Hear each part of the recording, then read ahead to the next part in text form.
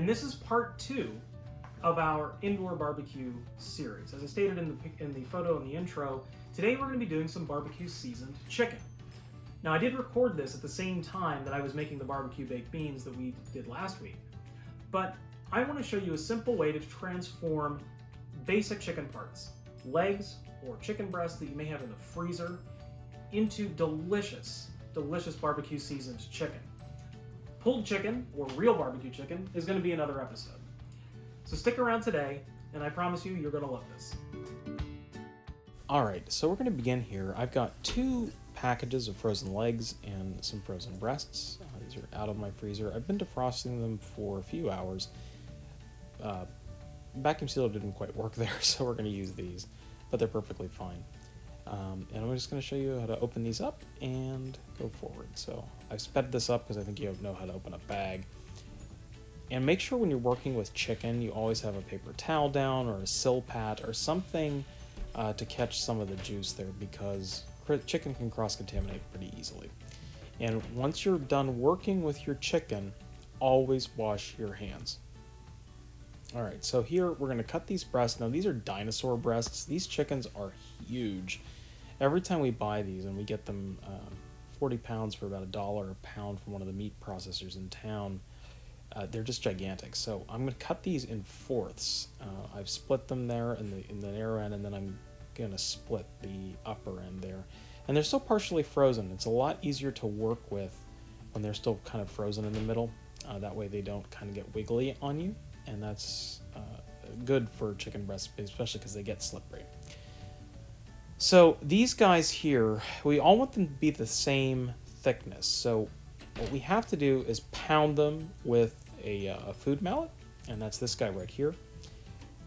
Now a lot of people will tell you to use saran wrap, spray a little water. Well, that's a pain in the butt. So I use just some cheap Ziploc sandwich bags, and because you can use one bag for all of this chicken, and it's not going to break apart like saran wrap is, and it's not going to stick to itself.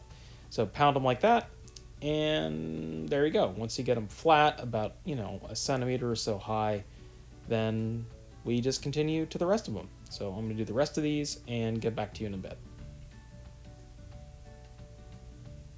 Alright, so we're done with our breasts, and now what we have to do is clean all this stuff up and then get our breasts and our legs, which we don't have to do anything to, into a bowl so we can season them. There's our big metal bowl there. I'm going to bring that in a second. Remember, we want to keep our hands clean, so tongs. I've got some metal tongs here. These are stainless steel. I use these for a lot of things, especially when I'm working with just metal, and they grip pretty well. So I'm going to throw the breasts in first, then the legs, and then I'm going to start seasoning them here in a bit. But first, we're going to clean the board. So I'm going to wrap up all these paper towels, throw them in our garbage, and then I'm going to wipe our board down with on that paper towel is a little bit of a bleach solution, so you can kill all the bacteria that's on the surface, and the wood will take care of the rest. Alright, so we're going to get these seasoned up here, and I'm using the barbecue rub that I referenced in the baked beans episode. The recipe for that is on our website. So we're just going to make sure we get both sides of that covered here shortly. I've sped this up a bit because, you can season things. After this, I'm going to add something a little bit different, and it is smoked paprika, because we're not outside and we don't have the smoke from the wood on a smoker or on a charcoal grill. So we're adding the smoked paprika to give us some depth of flavor, and that's a tablespoon on that first side, and then a tablespoon on the second side when we flip them. You can pretty much find smoked paprika anywhere, any supermarket,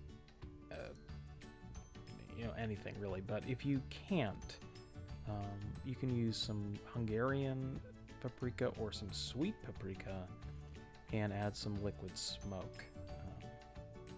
So that's, we need to generate the smoke flavoring because we're not out at the smoker. All right, so these are seasoned up and we're ready to go. And we're going to go ahead to the stove and I'm going to show you how to cook these legs thoroughly and make them falling off the bone. To the stove. Okay, so I've got a liter of water here, just regular water. And in this small pot, we're going to put some more of our barbecue seasoning. Okay. And then the rest of our bourbon, remember we used bourbon in our baked beans. Well, the rest of this bottle is going to go right in here. So it's 2 ounces, it's just a small shot of bourbon. We're going to bring this to a boil, and we're going to take our steamer basket and stick it over top of this water. This is just like steaming shrimp or lobster tails or anything else really. So we're going to cover this with the lid, and we will come back to it once it hits temperature and you start to see a lot of condensation in this glass lid here. I've got tongs, the same tongs we moved the chicken with, and then we're going to put them in here. So you see those bubbles on the glass, that's when it's time to put them in. We're just going to arrange them here opposite, and we're going to leave them in here for 10 to 15 minutes until they steam thoroughly or the skin pulls back. Okay, so this is about 9 minutes later, and you can see the little crack forming in the skin there and it's starting to pull back slightly. This is what we want to see at this particular stage. So we know that the steam is getting in there and cooking the leg meat the whole way through. Dark meat needs to cook a little bit longer than white meat. And then afterwards we're going to sear it on a really hot grill pan that I have preheating over high heat there. So alright, so this is, again, this is about 6 minutes later, and you see how the skin has pulled all the way back. I'm going to temp it with my instant read, and we're at 135 degrees in each one of these. So I'm going to take them out now, and it's time to stick them onto the hot grill pan surface, which we'll cut to now. And this has been preheating for a while.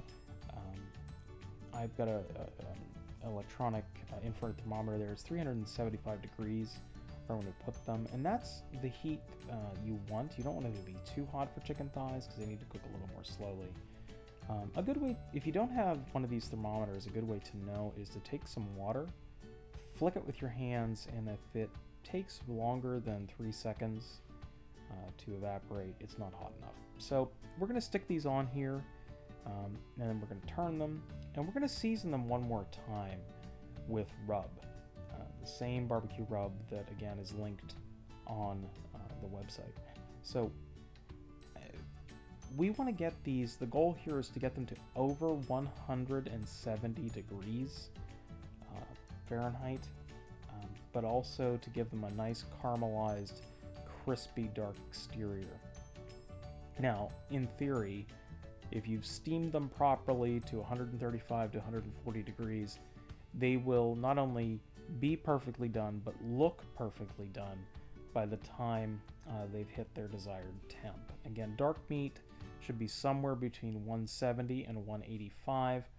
White meat on chicken should be somewhere between 149 and 155. I know you probably heard 165 in the breast. If you cook it to 165 degrees, it is going to dry the hell out. Don't do that. If you're roasting a chicken, if you're cooking chicken breast, the hottest you ever want to pull it is 155. And that goes for turkey as well, especially in the white meat. In the dark meat, 165, 170. And again, it's going to carry over. So when you take it off this direct heat, this poultry is going to continue to cook just like any other meat will, because it will retain that heat. So you always want to pull it a little before your desired temperature. And these instant read thermometers, by the way, are lifesavers. Make sure you get one. They're very inexpensive. This is a Therm Pro. It's the standard in the culinary industry. Yikes, I can't talk today. But they're still only about $12. All right, so we moved these all to the back. Now I've got a 2-zone heating on here on this cooktop. I've got really high heat in the front and very low heat on the back. So what I'm going to do now is prep our chicken breast. So I sprayed some canola oil spray, high heat cooking spray, and I'm going to throw our breasts down. Now breasts have to cook at a much higher temperature than legs. So this temp now on the front there, I've let this been heating for a while. It's about 550 degrees because the secret to cuts, meat cuts, beef, chicken, pork, that don't have a lot of fat in them is to cook them hot and cook them fast. All right. So less fat means basically the hotter and faster you have to cook it. More fat means the lower and slower you have to cook it as a general rule. So we seared those, and then we're going to sear them on the other side here. And you know, in all honesty, these are going to hit temp really, really fast because we pounded them thin, and they're going to be somewhere in the neighborhood of 150 degrees Fahrenheit pretty quick. You can see me temping them there. This is, again, the part in most cooking shows where they're never going to show you this. They're constantly sampling to make sure that it is done properly. I, on the other hand, have no illusions here. So here's my temp again. I'm going to temp these one more time. These have been on here for about 8 minutes, and I flipped them twice. So there we go. There's 130, 126, so they're not done yet, and there's 124. And you can see that. So these need another 3 or 4 minutes. And we're going to flip them one more time. Okay, and I'm going to go ahead and temp these again. But if you see what I'm doing here with my tongs, you can see that I know these are really close to being done because of the way they're behaving. I'm touching them, and they're getting a little bit springy. Once they start to spring back like that, you know they're really close. And there we go, and that guy is 148, that guy is 149, and these are ready to come off. So once you get chicken breast to 149 degrees Fahrenheit,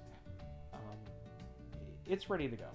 It's going to carry over the last, 8 degrees, 9 degrees, 10 degrees, and be perfectly seasoned at the end. I hope you enjoyed this, and stay tuned for the rest of the series.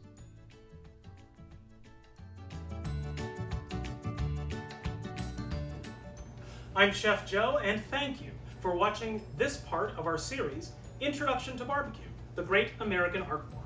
I hope you'll stick around for the remaining sections when we talk about everything from sauce to pork, chicken, beef, everything all under the sun that I'm well versed in, so I can give you the best techniques possible to make your own with whatever you've got laying around.